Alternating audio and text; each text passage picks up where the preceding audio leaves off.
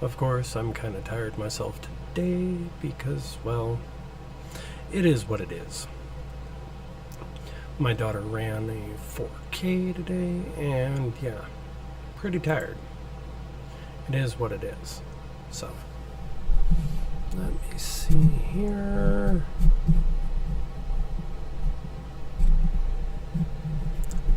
Try to fix something here.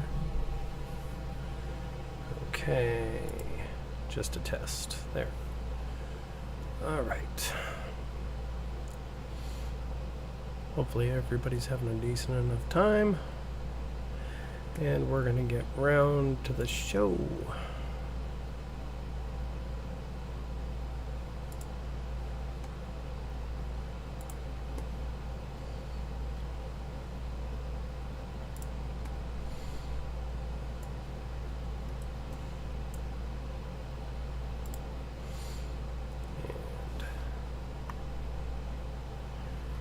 Here we go. Let's see what's going on here. Scuffed again. Hurrah. One moment, guys. One moment.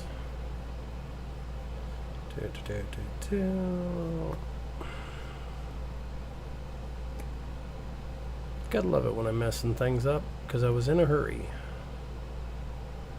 In a hurry, and that's how it always goes, don't it?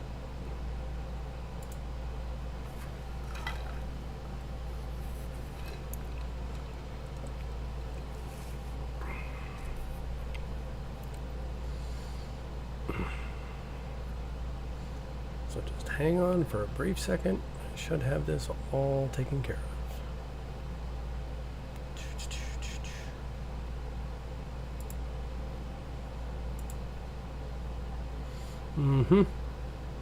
Kind of how things go. Yep.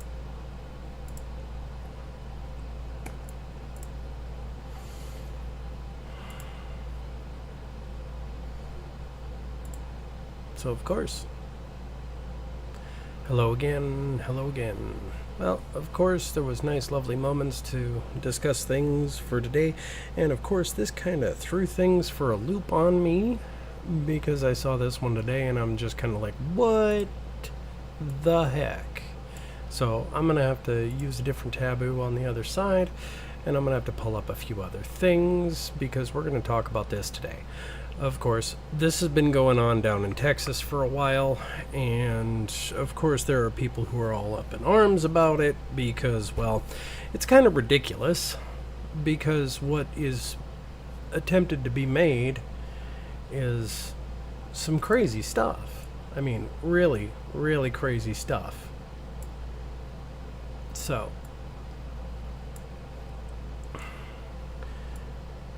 of course, the crazy thing here is, of course, Epic City.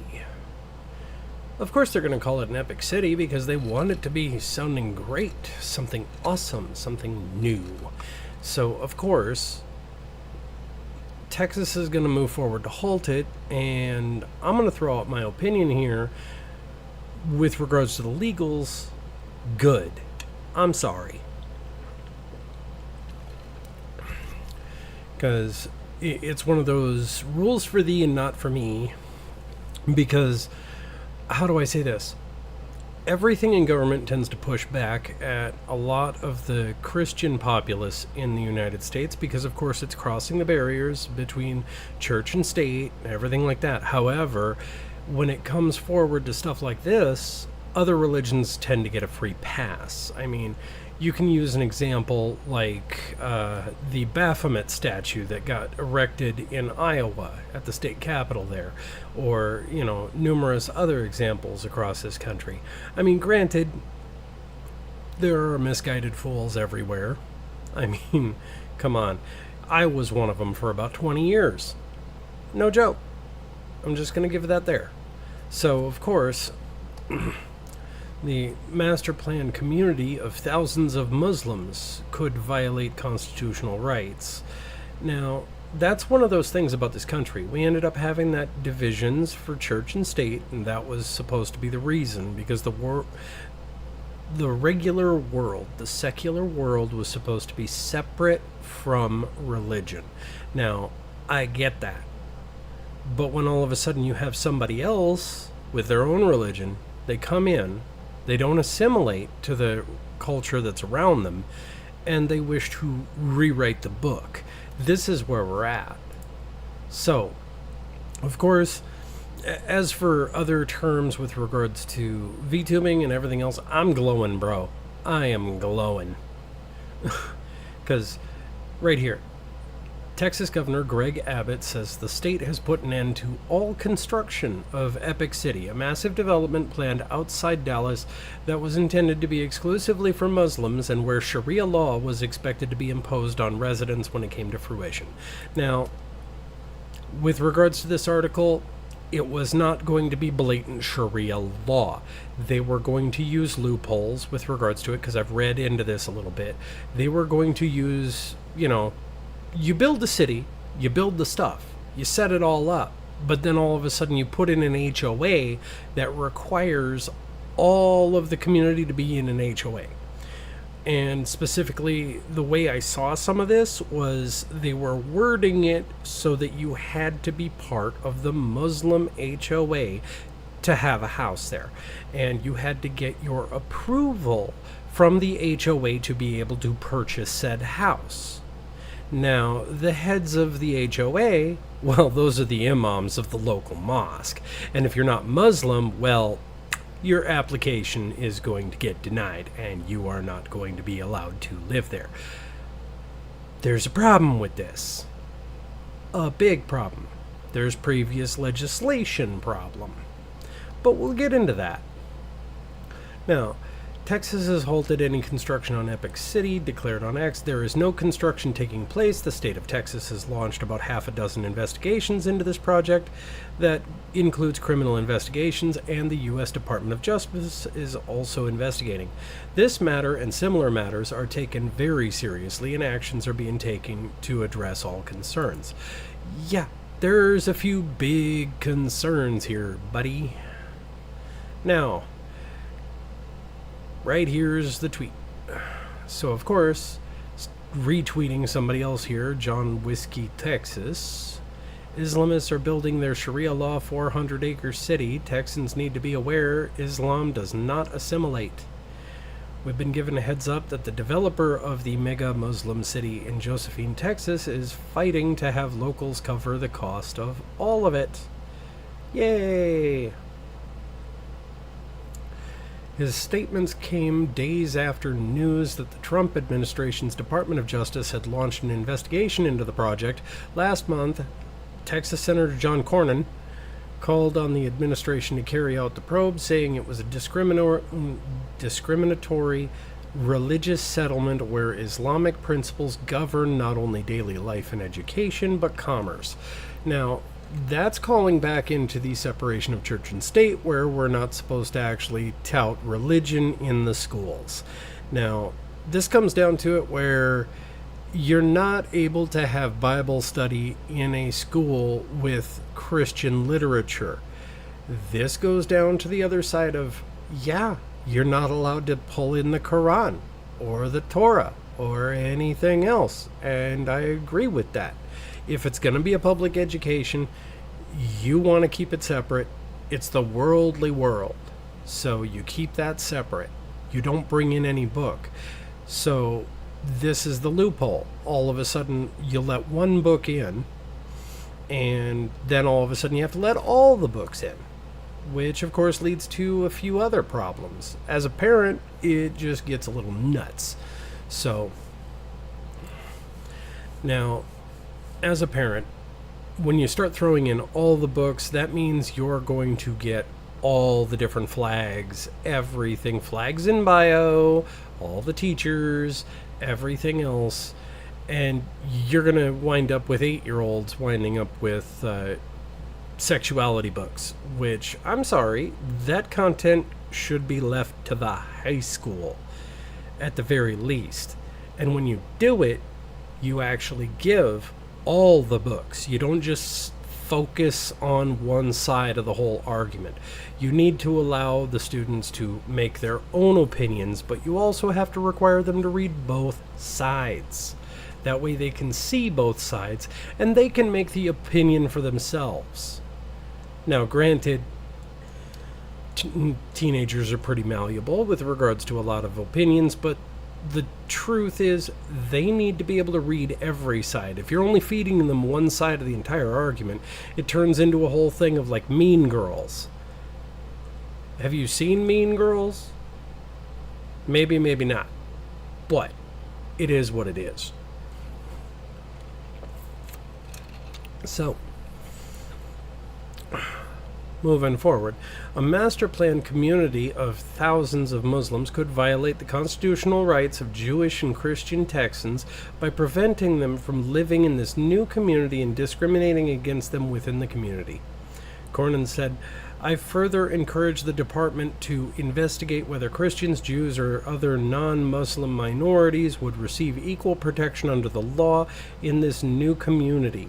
Religious-based discrimination, whether explicit or implicit, is unconstitutional under the First and 14th Amendments. The same day, Texas GOP Attorney General Ken Paxton announced he was investigating communications between the East Plano Islamic Center, around which Epic City was to be built, and officials in the Texas towns of Plano, Richardson, and Wiley. Now, with regards to Plano, Texas, I got family members that originally lived out in Plano, Texas. They got their strong opinions about that place. And when they left, they said it was going to heck in a handbasket. And they were like glad to be leaving because it was just becoming a joke to live there. Because the taxes were going up, real estate costs were going up, rent was going up, everything was going up except for the pay. So you were getting bent over the barrel when it came to doing your job and actually working to get an income, but you had to pay through the nose to keep yourself alive.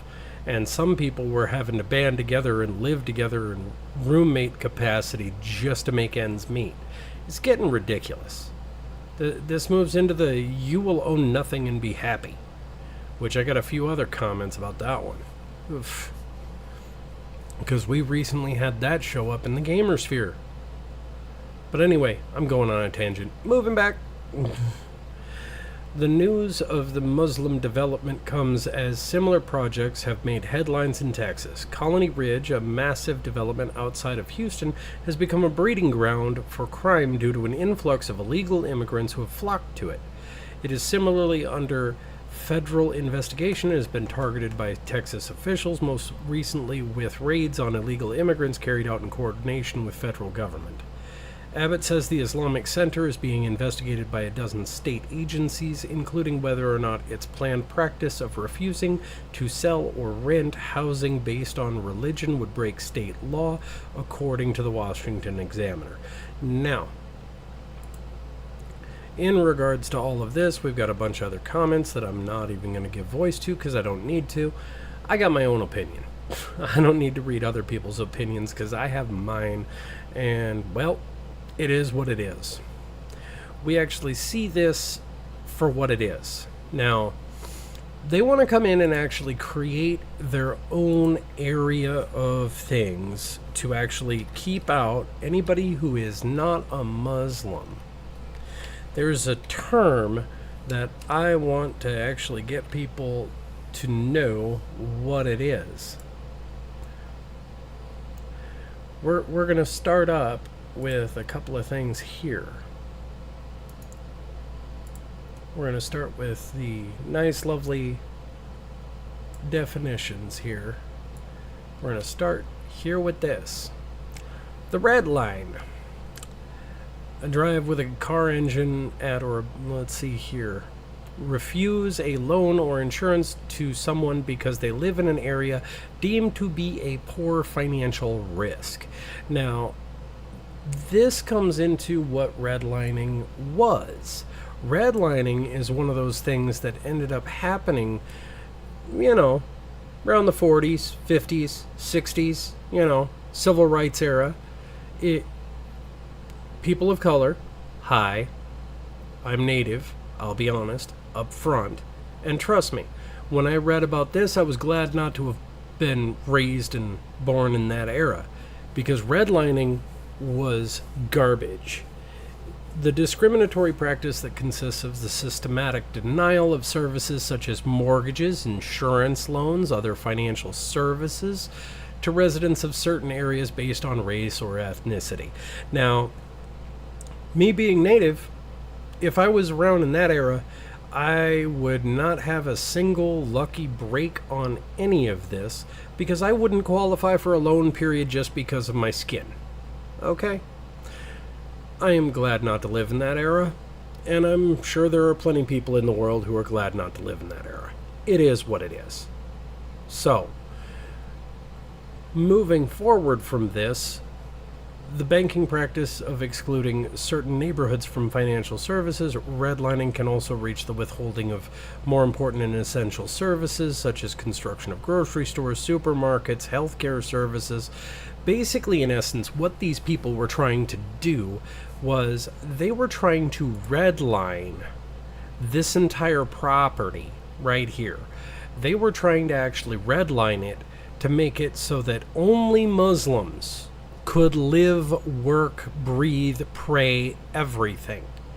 And everybody else can stay out. They would not grant loans to people. They would not allow other people to live there. It's a red line, plain and simple. So basically it moved into, and I'll be honest, I've been in banking personally over a decade before. So it just calls into the Fair Housing Act, okay? It expands over into what they call fair and responsible banking law. So, in '68, the Fair Housing Act prohibited discrimination concerning sale, rental, and financing of housing based on race, religion, national sex, or origin. So, yeah, didn't matter if you were a woman, if you were black, if you were Christian, if you were Muslim, if you were whatever. You could not base anything blocking somebody from being able to have a house, buy property, or do things in an area. It was declared illegal. You can't do that. Later, the Home Mortgage Disclosure Act of '75 was adopted, which requires collection by financial institutions of information about their lending activity. See, this is actually the requirement on top of the Fair Housing Act that actually said, hey, you're going to be selling to people. This is a check on you to make sure that you give us the census demographics of the people that you are loaning to, and then bam, we need to check to make sure that you are actually selling to everybody. You can't just sell to just one type of person. You can't just service white people. You can't just service black people. You cannot limit it. It's not allowed. And that's the truth. So, of course, everybody out there loves to actually say that, well, you can't be racist against white people. Excuse me. According to the law, you can. Oddly enough. So, yeah, being oddly enough and actually seeing this entire zone here of where they would have all of their stuff and try to keep other people out, that just harkens back to the old days of the civil rights era, where all of a sudden you had those red line neighborhoods. I mean, one good example of it would have been in like Detroit with 8 Mile, because that was the red line. Everything north of 8 Mile, that was all the white folks. Everything south of 8 Mile was all the black folks. And that's the way they kept it, because that was the red line. And they didn't want it crossing. Ever. Which is a joke. And I'm glad that is gone. And we don't have to deal with it. And this stuff makes me glow when all of a sudden I see another group of people coming into this country, and all of a sudden, even if they came in here the right way, I do not care. You are coming forward into this country and are trying to buck laws that we had for equality. This is a joke to you. I don't like it. You need to agree to be around everybody. I'm just saying. Because it's ridiculous to actually cut anyone off. Because we're supposed to love each other. At least that's what most people like to espouse in all of their holy books. Is that we're supposed to love our brother. But then again, explain this to me. Explain this to me. Because, of course, it's very, very difficult to get to it. Right here. So, yeah. And, of course, I'll be setting this up for later. So, like, comment, subscribe on YouTube if you wish to actually continue more and you actually like my content. Yo! Alright. So, moving forward here, I've got another one that I was going to just do a react for real quick. And that would have to be covering the Christian sects and the heretics. Gotta see exactly what's going on here. Can you be Christian and believe God is actually a woman in South Korea? Or that the Garden of Eden was really in Missouri? Or that God is just a metaphor for peace and love? That's kind of silly. Yeah, stopping right here for a second, I like to remind people that ask me the question, what would Jesus do? That includes flipping tables and whipping people. There are some groups that teach this, which raises the question, what does Christian even mean? Who counts as Christian? It means anyone who identifies as a Christian man who teaches ancient religion. Well, if Christian can mean anything, it means nothing. So it has to mean something. There has to be some boundary between true and false Christianity. Historically, that boundary has been the creeds of the early church, which teach things like the Trinity, the resurrection, and basic ideas about the church. Yeah, and some people love to actually disagree with some of this stuff because, well, we have popes. And his hats. Just go with that. All the mainstream Christian denominations believe these creeds, but there are some fringe groups that not only reject the beliefs of the Ooh, I hope we go into Scientology. by believing them. That's a fun one. These groups are considered heretical by the standards of historic Christianity.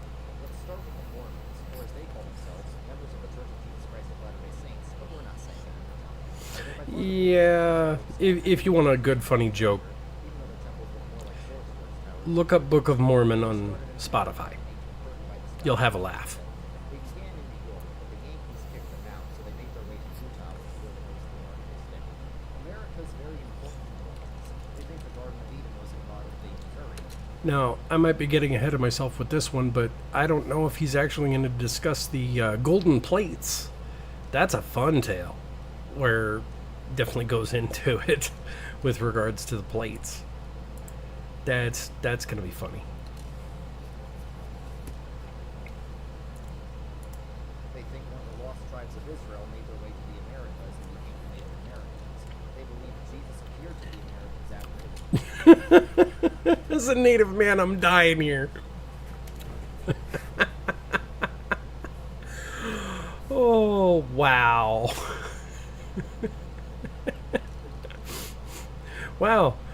Claiming, apparently these guys claim I'm Jewish and didn't know it. Bah. Ascension, and they believe the angel Moroni left invisible golden tablets in upstate New York, which Joseph Smith found and transcribed into the Book of Mormon.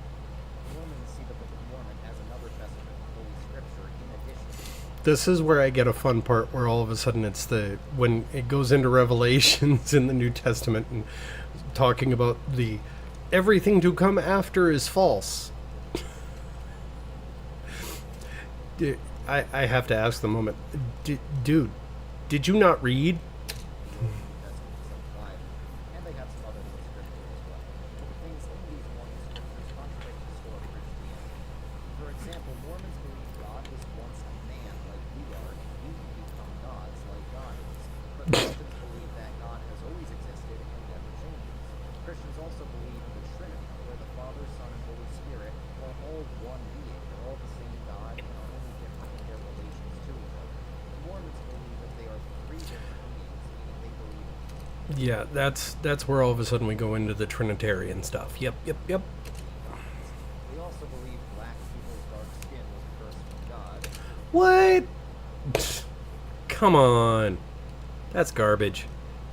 I mean, why? Until God changed his mind in 1978. Oh, changed his mind in 78. That's amazing. Since Christians and Mormons believe in different gods, they can't be said to be the same religion. The Jehovah's Witnesses are a lot more extreme and cult-like than the Mormons. They're an apocalyptic cult, meaning they think the world is ending soon. Okay, I got a personal story with regards to these guys. Okay, when I was a young teenager, like maybe 14, 15 years old, I had very few friends. So all of a sudden, with being with very few friends, I had two. Count it, two friends at the time. One of them, his family was these people. Now, this is the amazing part about it is, being at home with my siblings and everything else and, being bored to tears, you wind up trying to actually hang out with people. So one of my friends, I'd go over and hang out at his place. Now, the rules and strictures of his house were just kind of crazy. I don't know where he is. We lost contact after a bit, and I don't know if he's still there. I don't know. But whatever. The restrictions that he had were he was not allowed to play any video games. He couldn't even play board games. Music was Christian only. And it was considered kind of crazy when you think about it. He had managed to have other Jehovah's Witness friends who had managed to smuggle a DC Talk CD into his room. And apparently he was hiding this thing from his parents because apparently rap music was of the devil. Okay. So, sitting in his room with that music playing at a low volume to try to hide it like it's some sort of contraband. I mean, think about that. Okay? That's just what? Isolated from society, they still go out into the world to spread their beliefs. They completely reject the Trinity and think Jesus was just an angel, not God. This is why they're heretical according to historic Christianity. They Yeah. don't believe in hell either. They think only 144,000 people will make it to heaven. Okay, now that's okay, the 144,000, that has to deal with like the revelations, the end times, that kind of stuff. Yeah. The one way that I knew that kind of ended our friendship was I brought that up going, dude, the tism, I have to admit my entire household is autistic. I have not been formally diagnosed with that. I have ADHD. I'm pretty sure I'm autistic. We'll just leave it there. But of course, when it came to numbers, I had to look at my friend in the face and go, okay, so 144,000. Let me get this straight. 144,000 only to get into heaven. Okay. Now, how many people are in your church as a whole? Like, all over the world? Give or take? Give me a clue here. He started crying and then told me to leave. I hated the fact of having to break his heart on that one because all of a sudden it kind of probably caused a crisis of his own personal faith. But I don't know. Maybe God had me there to sit there and challenge his belief and just be that person in his path to go, hey, you might be in with a bunch of cuckoos. They have their own special translation of the Bible, probably because the regular Bible isn't so friendly to their beliefs. They're considered a cult because of this thing they do called shunning, where if you leave their religion, they get your friends and family to stop following you. The spiritualists were founded in the 1800s America, just like the Mormons and Jehovah's Witnesses. As a matter, it's pretty clear why they're not historically Christian. They believe in communicating with dead spirits, and the Bible says those are actually demons. Yeah, communicating with dead spirits. No. Dead spirits can be around. They just aren't your not your mammy and pappy. All right. Thank you. Thank you for correcting that. I will do that. Next up is the Unification Church, or Moonies for short, because it was founded by this South Korean guy, Sun Myung Moon. He claimed to be the second coming of Christ. Oh, God. His wife were the true parents of all Christians. The Moonies are famous for their mass wedding ceremonies where thousands of people get married at once. Moon wrote a book called The Divine Principle, which he claims Jesus revealed to him over a period of 9 years, so that he could finish the work Jesus failed to complete due to his crucifixion. It's structured like a theology text. It teaches that everyone will be saved. Yeah, universal salvation. Here, you have a golden ticket. You have a golden ticket. Yeah, without having to follow anything? Yeah. Rejects the Trinity, and it teaches that the fall was when Eve had a sexual relationship with Satan. The Unitarian Universalists aren't exactly a cult because they're very loose and liberal, but they... Okay. Go over this real quick. Inherent worth and dignity of every person, justice, equity, and compassion. Okay. We're going through some pretty decent stuff. However, there's quite a few things that are kind of interesting. I ended up watching a movie that actually showed a priest that actually was wearing the shawl of this, and it had to deal with actually having a demon in the room, and the demon saw the shawl and started laughing. So take that what you will. They definitely reject historic Christianity. It's basically church for atheists. They were formed in the 20th century as a union of the Unitarians, who reject the Trinity, and the Universalists, who reject hell. If you combine these two beliefs, you get the idea that all religions worship the same God. And say that to a Muslim. I dare you. Because I think they have their own words about that. That leads to the idea that it doesn't really matter what you believe about God. And that's what they believe to this day.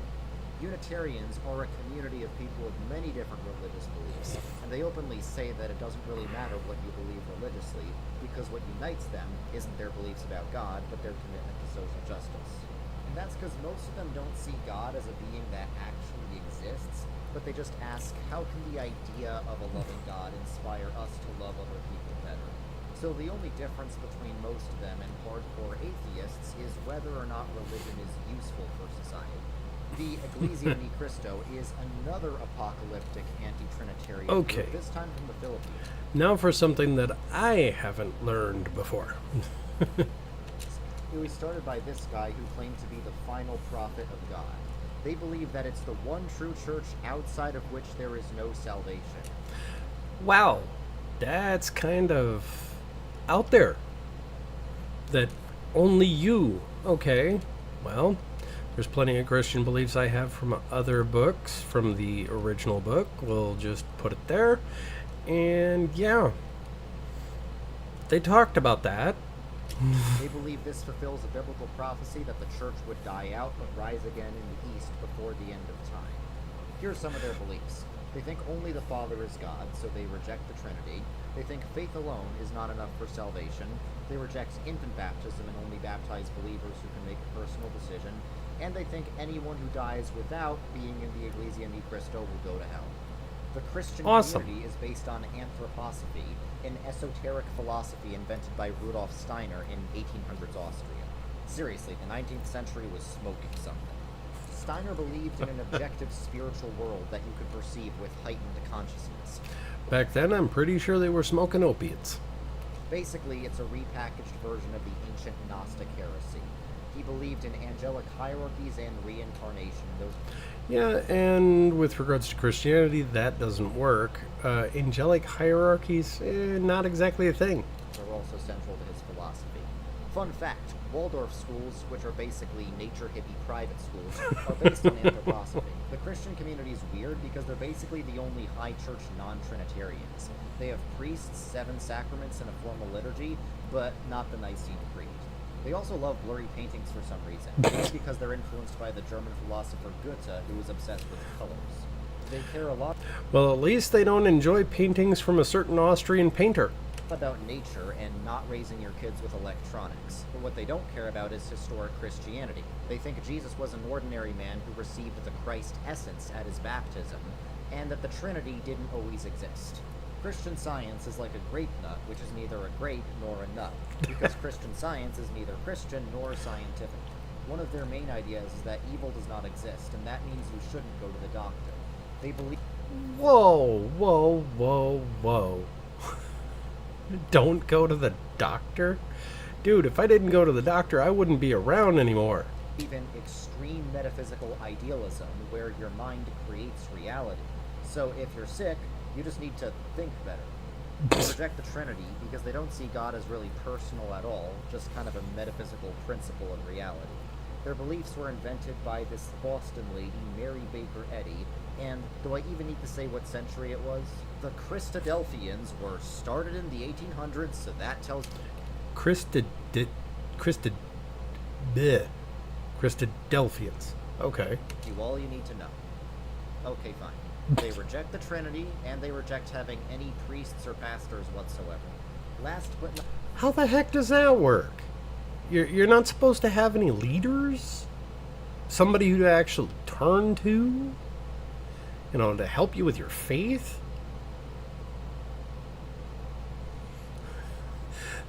Thank you, Druzy. Thank you. I'm feeling great. I'm doing okay right now, so everything should be fine. Hopefully everything's good by morning. I'd have to say Dro is not exactly in the best of spirits right now, but we're doing what we can. not least is the World Mission Society Church of God. One day we'll think of a cool nickname for them, like Moonies or Mormons. Unfortunately, the problem with that one is those nicknames are already taken. You might recognize them as the people that are always coming to your college campuses to tell you about God the Mother, because they think God is this woman in South Korea. What? Basically, this guy predicted Jesus would return in 1988, and when that didn't happen, he said it was fulfilled spiritually, and then he died. His followers still believe that he was God, the Father, Son, and Spirit, and that his wife, who's still alive, is God the Mother. So after you look at all these groups, the mainstream Christian denominations seem very similar to each other. They all believe in the Trinity, they all believe in the Nicene Creed, and they all believe the church has always existed since the time of Christ and didn't need to be restored by some new prophet. They should realize that they're a lot closer to each other than to any of these heretical groups. So hopefully this can inspire the denominations to unite as provinces of the kingdom of God.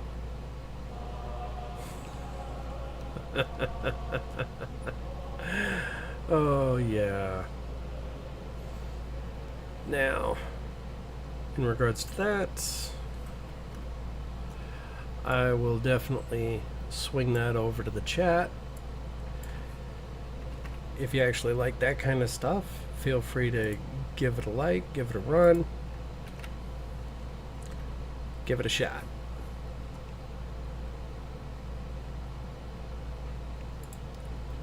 So, in regards to all of this, let's see if I can find the other things that we could definitely talk about. Okay, ooh, I guess I get to interrupt. Ooh, this seems interesting. There's been recent events and developments going on with regards to cancel culture recently, so we might have to save that one for a little bit later. But we have a part 2. We have a part 2. A heresy isn't just a belief that's wrong. A heresy is a belief that's so wrong it destroys the true faith. So what counts as heresy? A heresy is when someone disagrees with my denomination. Guys, cut out. No. A heresy is either a belief that redefines God or a belief that redefines the gospel. Prosperity gospel is what a lot of those televangelists teach, which is that if you have enough faith, God is going to reward you with health and wealth. Yeah, and that led to a whole bunch of the other mega churches. And one of my favorite songs from the band Genesis from the 1980s, which was later covered by Ghost, it's entitled Jesus, He Knows Me. And it was written to basically lampoon on prosperity gospel. So, I mean, give that one a listen if you get a chance. I don't care which version you listen to, either looking up Genesis with Phil Collins from the 80s, or if you listen to the more recent version done by Ghost. They're both awesome. This is heresy because it redefines the gospel. That is not what the gospel promises. The gospel says that because Jesus died and rose from the dead, those who have faith are promised union with Christ, forgiveness of sins, and eternal life. But the Yep. gospel does not promise physical health, worldly success, or escape from suffering. Yep. In fact, the gospel is often all about suffering. Jesus said if anyone wants to follow him, they need to be willing to suffer. And most of the 12 apostles died horrible deaths for the gospel. This is Yep. similar to the Word of Faith movement, which is also taught by a lot of those televangelists. And it says you can... And one of the true things to say about Christians is, yes, that is a very common thing to understand. That, yes, we do expect to actually have suffering. There are different things with regards to the world that we end up dealing with. I'll give you an example. When I actually changed my ways, went through things, and then I was baptized, the one thing that most people didn't talk to me about is the amount of spiritual warfare you go through after that. One thing that most people would say, oh, that's just bad luck, or, oh, that's just things that happened. I can take it with my own viewpoint. Everybody else can have their viewpoint, but I'll stick with mine. That's me. Now, basically, after I got baptized on the same day my wife did.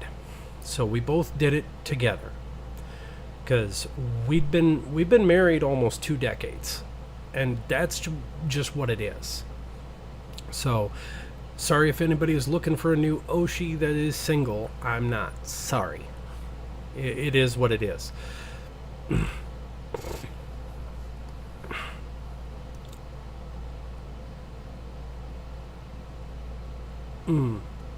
Sorry, 1 second. Let me see.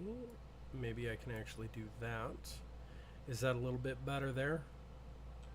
speak things into existence. For example, let's say you want a good job. You don't need to just pray for Just a good testing job. here. You can actually... Okay, that's better. Thank you for helping me fix. Thank you. This is the kind of help I need. Thank you, thank you, thank you. Now, moving back to where I was on my tangent, my teenage son will go with his handle, is Max. He actually admitted the week that we were baptized, he admitted that he was having thoughts of suicidal ideation.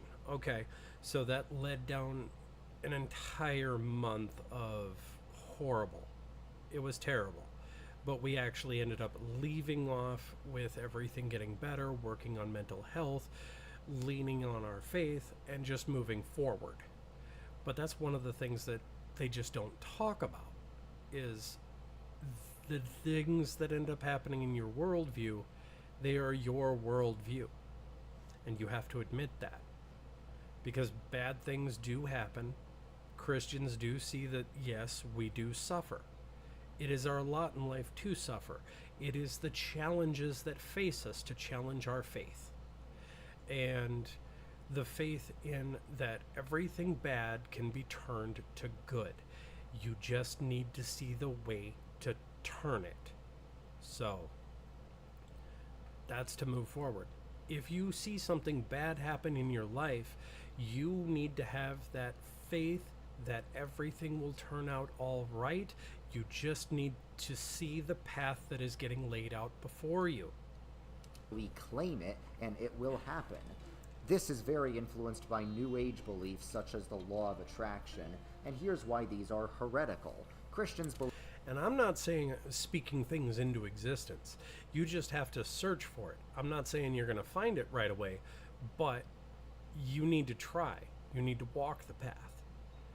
You serve others. You help others. And in doing so, maybe you'll actually have your own moments of your own enlightenment. So that is what that is. Believe in a creator-creature distinction, but law of attraction and word of faith blur this distinction and make us co-creators with God, meaning we can govern the universe just like God does. And this is literally what Satan tempted Adam and Eve with, being like God. So that's why word of faith is heresy.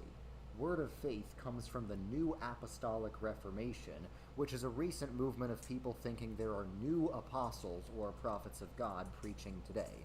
Here's the problem with this. Why does the Bible have authority? It's because it's the words of the prophets and the apostles. But if you think there are apostles today, then that means they have the same authority as the Bible, and the Bible can't be used to correct them. Yeah, that just kind of throws things sideways now, don't it? If you're Catholic, then you believe your churches have apostolic authority. So if someone teaches heresy, you can just say that contradicts church teaching. And if you're Protestant, you believe the Bible is the only apostolic authority today. So if someone preaches heresy, you could just say that contradicts the scriptures. But if you're in a new apostolic church, there's no way for you to question someone who says they are an apostle. And that right there is definitely a major, major problem. Because if you can't question authority, then you can't speak truth to power, no matter what power it is. I got a problem with that. Because honestly, when it comes to positions of authority, you need to be able to actually challenge those. I mean, there are certain things that I'm even going through right now with regards to the church I'm going to. So, yeah, I put forward to actually challenge things. And what ended up happening is they refused to answer. They refused to actually talk to me. Because why? Because I'm actually questioning their authority on the whole matter. Because I'm actually picking up the book, opening it up to the section and going, explain this. Come on, explain this. Because what you just said, it kind of contradicts here. So, speak your point. And they walk away. So it's kind of like, right. Now we have feminist theology. This doesn't just mean a Christian who is also a feminist. This means reinterpreting all of Christianity through a feminist lens. That means questioning the Bible's authority because a lot of it is seen as sexist and patriarchal. Yep. Down with the patriarchy! It also means redefining God through a feminist lens, often referring to God with female pronouns, despite the fact that the Bible refers to God as he. Seriously, liberals will respect everyone's pronouns except God's. That is a good point. This is part of a liberal tendency to define God as whatever sounds good to them. In classical theology, there are strict definitions for the divine essence as being all-powerful, all-knowing, unchanging, etc. But in feminist theology, since they define God however they want, there isn't a clear definition of what God even is. Feminist theology often comes from liberation theology, which defines the gospel as earthly social justice. It was invented by a Catholic priest from Peru, who was right in saying the gospel's about the kingdom of God transforming the world, but he went too far because he cared more about earthly redemption than spiritual redemption. Question: which photo is more Christian? Now, the obvious answer might be this church family, but according to liberation theology, they're upholding traditional oppressive white social norms and probably oppressing minority groups without knowing it, whereas this group is fighting for justice. I think that's actually a photo of the old Chaz. I think I recognize that section of town, actually. Lived out in Oregon for a while. So they are following Jesus more, even if they're not explicitly Christian. Now, this often discards much of the Bible because it is seen as oppressive. So truth, according to liberation theology, isn't what the Bible says necessarily, but whatever leads to liberation.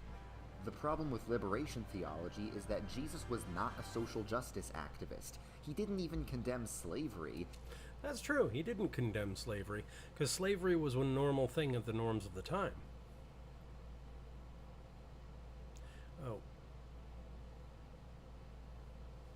Oh, thank you for bringing that up. The whole church is referring to God and Jesus being white.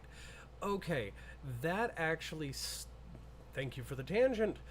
This actually goes off into the whole thought of the Sistine Chapel and all the different iconography and the artworks that were done.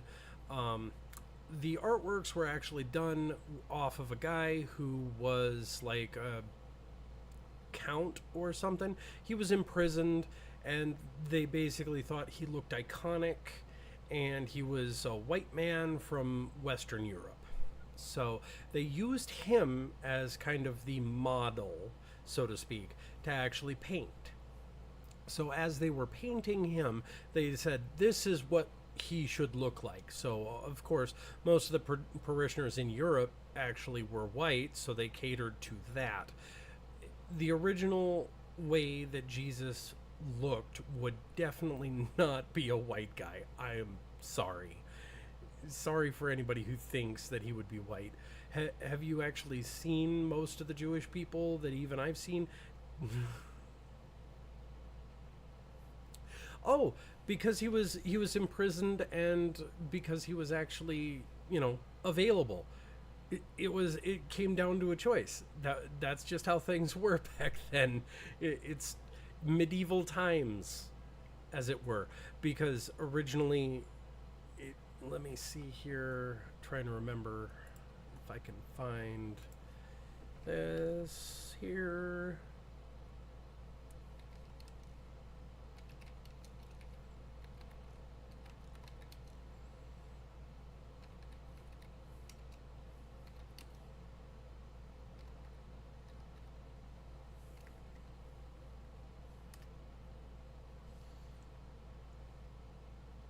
Okay.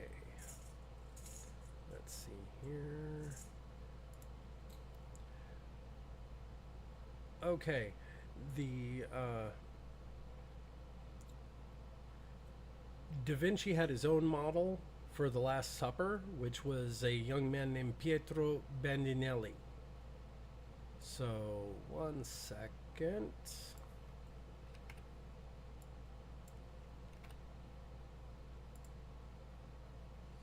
Yep. Let's pull this up here. Okay. Earliest example of the story. Okay. There's not a lot of references with regards to it because it was the fresco, painting on canvas. Da Vinci had basically been searching for, somebody to model, and Da Vinci is pretty much quoted as, I must find a young man of pure life before I can get that look on the face I want. And Pietro Bandinelli was actually a man who had been imprisoned for basically between all of these. He just found different people that were in different spots. The guy he actually found for Judas was a wicked man who had also been imprisoned. So it came down to the Inquisition for the most part. That's the best way to put it. They were declared as heretics. So, of course, they were imprisoned and they got used. Because, well, a prisoner is just slightly below a slave, It's just how that goes, I guess. And he didn't condemn the Roman Empire that was oppressing his people. So if Jesus' mission was just immediate liberation from earthly oppression, then he failed. But if his mission was liberation from sin, then he succeeded. Process theology says God changes and improves over time. Okay, yeah. So this basically says that God is able to change his mind. Yeah. I would definitely agree with Dro as well. It's like, he's a Middle Eastern Jew. Have you seen Middle Eastern Jews? Have you seen their hair? Have you seen what they look like? Yeah. It's where Da Vinci was hired by the Catholic Church to do all the iconography. And of course, being Italian, have you seen how white they are? Yeah. We'll leave that there. But traditionally, God was defined as unchanging because he's perfect and infinite. You can't get better if you're already perfect. But because process theology says God changes, they don't think God is perfect or infinite. Yeah, and that's kind of a problem with things. This calls into the whole that God does not have a plan. Now, the plan may not include things that you want or like, but it is what it is. You have to learn from things that happen. This calls into free will as well. So you have your own choices to make, and it's the FAFO principle. You can FA, and God will allow you to FO. But it doesn't mean he won't pick you up at the very end and say, and dust you off and go, okay, so what did we learn? So these are two different gods, so that's why process theology is heresy. The Judaizers were people in the early church who said you need to be Jewish to be Christian, because Christianity does come from the Jewish community, but all the other ethnicities were grafted in as well, because the gospel is for all nations of the earth. But the Judaizers denied this. They said the gospel's only really for the Jews, so to be Christian you have to become Jewish. You have to be circumcised, you have to follow all the Jewish food laws, and you have to follow all the Jewish holidays. Okay, and I'd like to clarify on this one. What they mean by circumcision is not exactly what modern day circumcision is. Originally, sealing the covenant with the circumcision was not nipping off your whole tip. You do not lose all of it. Most of it in history, if you look into it, it's a small piece of bloodletting at the very tip. Maybe a small line scar. That's about it. You don't cut off all the skin. That's not healthy. In fact, if you did that back then, you'd probably die. But St. Paul said that these Jewish customs were just meant to foreshadow Christ, but now that Christ has come, they're no longer necessary. Marcionism basically says the Old Testament of the Bible is bad and the New Testament is good. It sees the Old Testament God as evil, angry, and vengeful, but the New Testament God revealed in Jesus as all nice, happy, and peaceful. Now, this is not accurate at all, because the Old Testament barely talks about hell, whereas the New Testament, especially Jesus, talks about hell all the time.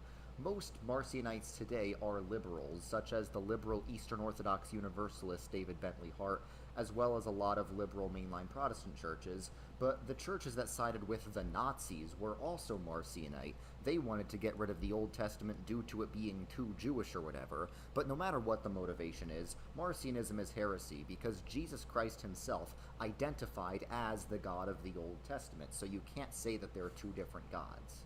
Unitarians are people who deny the Trinity because they think it isn't biblical. Unitarianism was very common among early U.S. presidents because they lived... Ooh.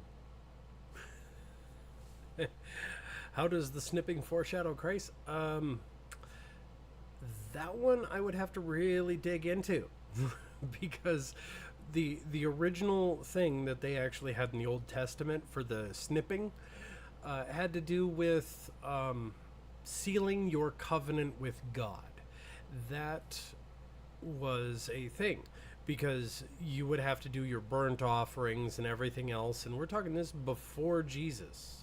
So what ends up happening is back then you would have to seal your covenant because back then even baptism wasn't entirely a thing. Baptism came from New Testament. We're talking prior, because that was part of the old law. And then when we come forward into the New Testament, when we get into the New Testament with Jesus, he actually does make statements about circumcision no longer being required. I mean, I'd have to pull up the actual scripture on that one, but it's there. It's where all of a sudden he does mention that you no longer need to seal the covenant, air quotes, as it were, with regards to doing that. Because you don't need to seal your covenant if you have believed in him. So that all of a sudden calls it into the whole thing. Now, rather than going into the descriptions of the resurrection of the snippings, that actually happened in not our current turn of the century, the prior turn of the century, with Dr. Kellogg, and he basically said that it's for cleanliness and anti-gooning. So, we're talking, this is coming from a doctor who believed that in order, the best panacea for anti-gooning would be to eat your cornflakes, okay? Yeah. Eat your cornflakes, people. During the Enlightenment, where everyone wanted to be rational and they didn't think the Trinity made sense. They claimed they were just trying to follow the Bible, which they thought didn't teach the Trinity, but that clearly isn't true because Unitarianism evolved into by far the most liberal religious group in the world, more liberal than any mainline Protestants even. Donatism basically says sacraments only work if they're done by a true Christian. Let's say you were baptized, and then later you find out that the pastor who baptized you was a false believer. Donatists would say you need to get rebaptized. Okay, and that leads into the people getting baptized like 8, 12 times. Got it. But that's a heresy because the sacraments depend on God. They don't depend on the minister doing them. So a baptism done by a false believer is still effective. Montanism is an early church heresy that relies too much on personal spiritual experience. For example, they value spiritual ecstasy over an understanding of the faith. Spiritual ecstasy. Okay, so you go to church to goon? I'm just guessing here. They said there were modern-day prophets, and they tend to value personal revelations over what the Bible says. Docetism is another early church heresy that denies the humanity of Christ. It says Jesus wasn't really human, he just appeared to be human. Now, first, because God created humanity and wants to redeem humanity. And also, as St. Gregory the Theologian says, Jesus needs to become everything we are to heal what we are. So that's why we say Jesus is truly human and truly God. Yep, and we definitely can call out to that one with the one of the favorite passages with regards to Christ and his temptation by the devil. I mean, basically he got put forward with everything out. Oh, sorry, you hit my cap there, Drew. Might want to break that one apart.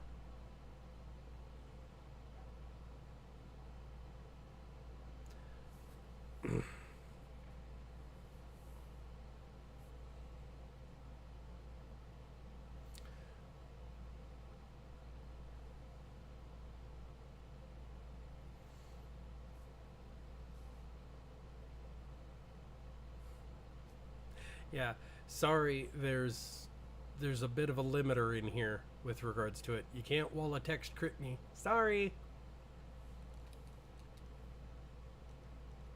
Now, why should we care so much about heresy?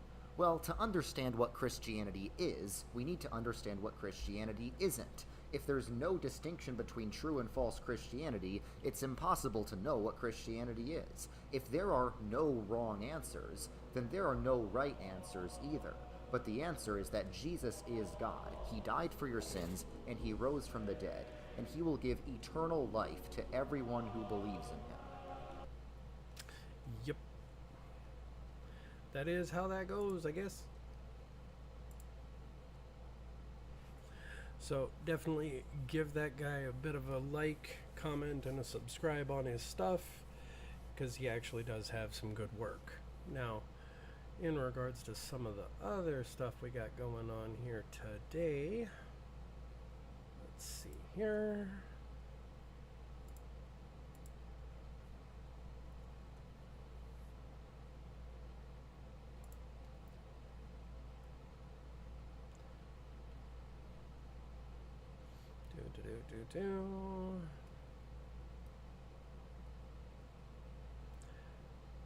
Definitely some silliness going on here. Hopefully everybody's been having a decent enough day today. Not having to panic about stuff.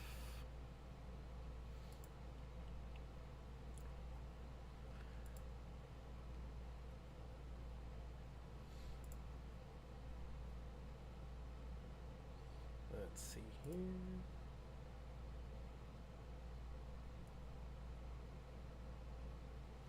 See if I can find the right spot.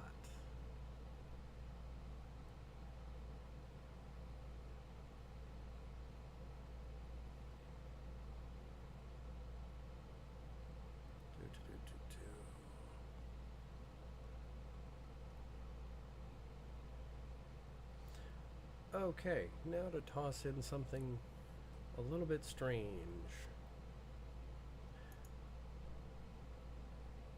Something that we should possibly look into. Because this one even intrigues me. Today we're looking at the most wicked people in the Bible. Paul's statement in 1 Timothy calling himself the worst sinner got me thinking, who was the worst in God's eyes? I didn't have to look far to find the history of Israel and Judah was riddled with evil kings and priests, but I settled on these 4 characters in particular. The most wicked of them all I picked because of a reason you might not expect. The first, however, is Queen Athaliah of Judah. She ruled from 841 to 835 BC. She was the only female monarch to sit on David's throne and ruled with an iron fist. But how did she get the throne to herself? Well, her husband Jehoram was a wicked man, and when he died, That is definitely a good question. Like, how does a woman back in those days actually pull this off? his 22-year-old son took over the throne. Athaliah saw this as a great opportunity and manipulated Ahaziah, the young king, into doing evil. The young king of Judah met with the king of Israel, but little did he know, Israel's king was about to be assassinated by Jehu, a man commissioned by Elisha the prophet. Both the kings were killed that night, and news spread, eventually reaching Athaliah. Woohoo! I think she probably thought she hit the jackpot. As soon as she found out her son was dead, she went out and murdered her own grandsons in order to secure the throne for herself. All but one were killed. A young boy named Joash escaped her plot and was taken in by Jehoiada, the high priest. Athaliah was a devout worshipper of Baal, the false god, and she established altars to Baal in the temple of the Lord. This was considered pure evil in the sight of God. After 6 years of hell, Jehoiada brought Joash out of hiding and declared him the rightful king of Judah. And here we go, Games of Thronesy. People were overjoyed, and despite the queen's evil outrage, she was killed by her own troops at Jehoiada's command. What's the lesson here? If you're going to pursue power, you must be willing to pay the cost it took you to achieve your position. If you're willing to kill for power, the same may happen to you. That is a good point. That goes on even in politics to this day. If you're going to throw somebody under the bus, expect somebody to throw you under the bus. You could imagine Athaliah didn't have the best parents. In fact, she looks like a harmless child compared to these two. Let's talk about King Ahab first. He reigned from 874 to 853 BC, and, quote, did more evil in the eyes of the Lord than any of those before him. His idolatry and worship of false gods was so bad that the Lord sent a 3.5-year famine on the land. Lovely. Lovely. During his reign, the prophets of God were hunted down, forcing the high priest Obadiah to hide 100 prophets in a cave and send them food in secret. The prophet Elijah lived at this time, and he assumed that he was the last of God's prophets left alive.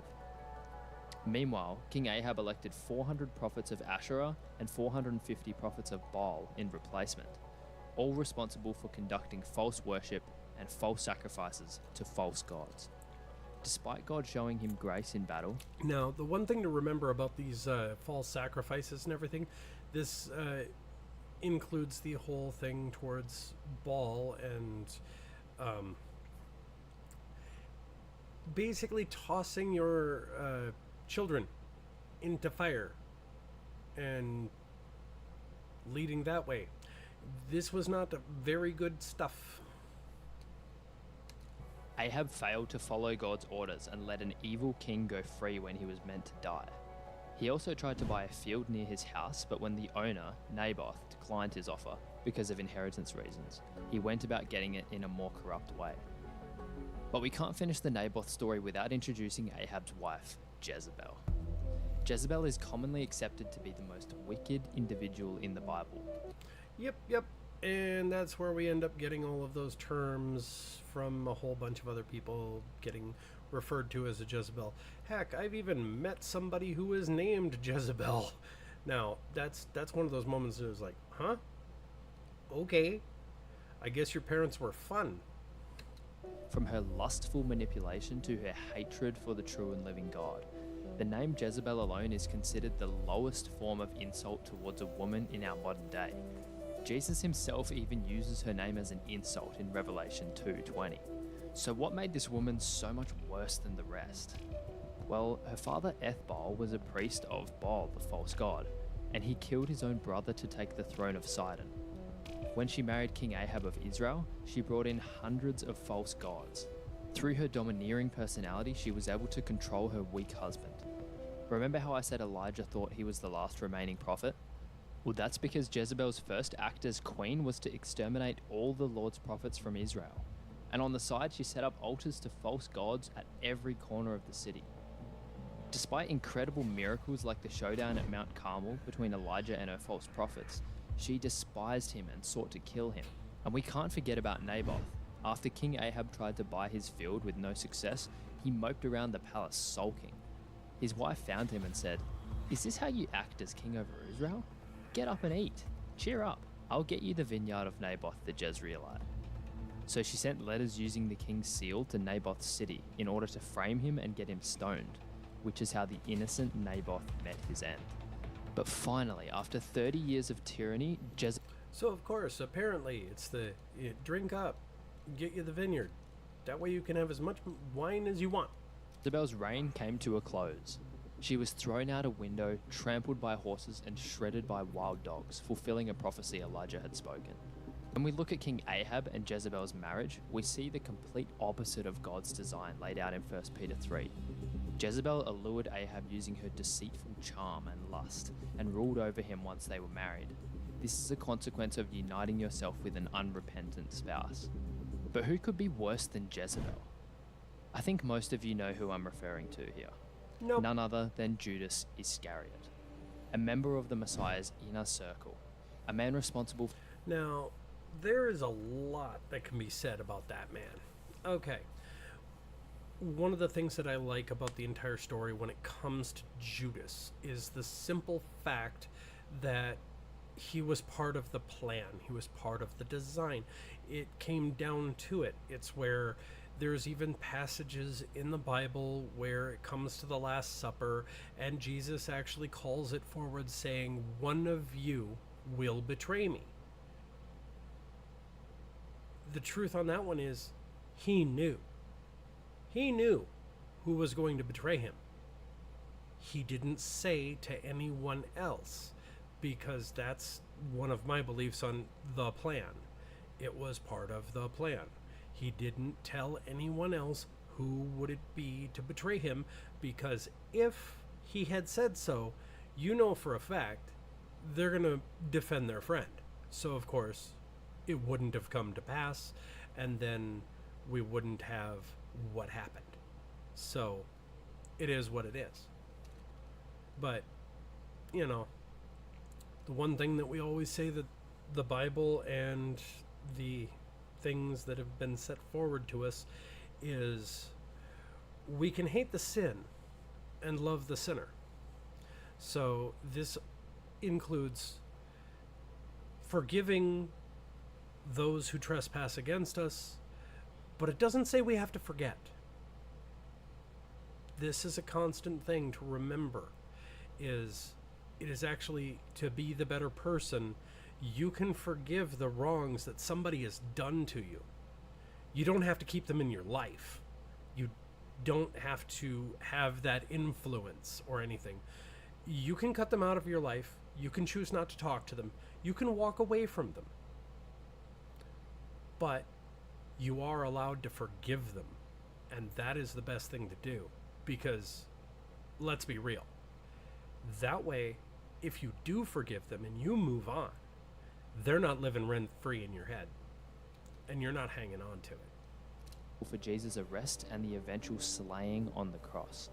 I think we can all agree that what Judas did was wicked to the core. He was a master of manipulation and deceived all of the disciples into thinking he was righteous. So much so that when Jesus revealed that one of the 12 would betray him, they looked around in shock, and many started to question themselves. But why did I choose Judas over Jezebel for the most wicked? Judas never directly killed anyone from what we know, and he was never involved in any idol worship or offered sacrifices to false gods. Here's why he is the most wicked person in the Bible. In the whole history of mankind, very few people got to live in the same time period as the Messiah, and many of those who were alive during Jesus' time never got to meet him. Not only did Judas meet the Messiah, he became one of his closest followers. He saw the blind cured, the lepers healed, and the dead raised to life. Despite all the evidence right in front of him, Judas still didn't believe, and his heart was hardened by the lust for money. Not only did he take the 30 pieces of silver, he often stole from the disciples' money as he was the treasurer. Even King Ahab, the husband of Jezebel, repented before his death. Yet despite feeling remorseful for what he had done, Judas never repented. Let this be a warning to every one of us today. We may not be as wicked as these people, but before God we have all sinned and fallen short. But God demonstrates his own love for us by sending Jesus while we were still sinners. He died for us. If you haven't repented, today is the day, because the day of the Lord is approaching, and those who do not trust in the Lord Jesus will not see the kingdom of heaven. God bless. Yep. And we will move forward from there.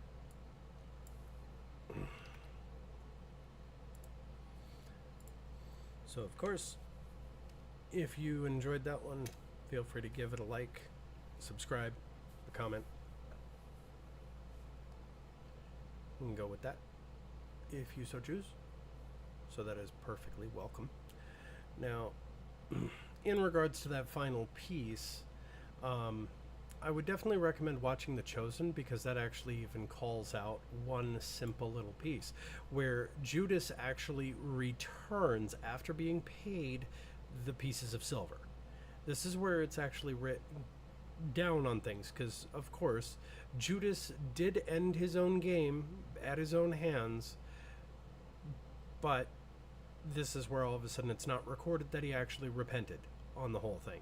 But he did try to give back the money, and they refused to take it. So it's kind of like, you gotta kind of wonder, did he actually change his mind?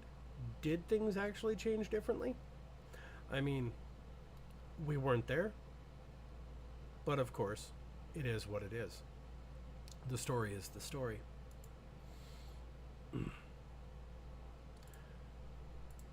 But of course, we are fastly approaching things. And pardon me a second.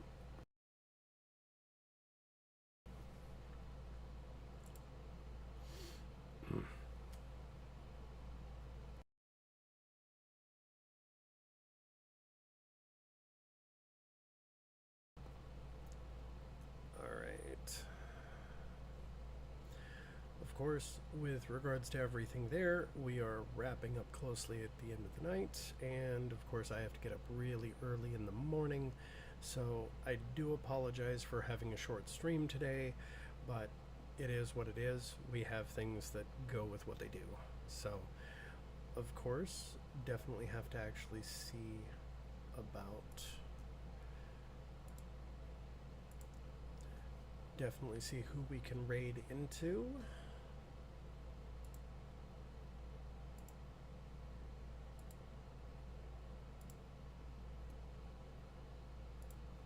Pardon the moment here.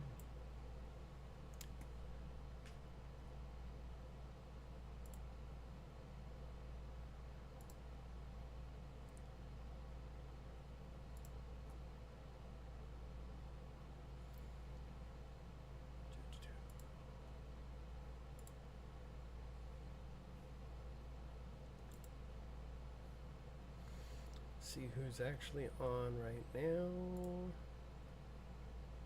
Definitely take a look. Okay, well, with regards to things, I would definitely say when we move forward off of here, please do not actually bring up religion, politics, that kind of stuff. And, you know, because if they actually reach out to me and tell me that you weren't cool and that you decided that, you know, you'll basically talk about things that we were talking about here. I try to keep a barrier here because it's respectful, because I'm raiding into non-political people. So let's just keep ourselves nice and calm, and let's not be glowy, and let's be cool with what they got. Okay? And hopefully everybody can have a good night.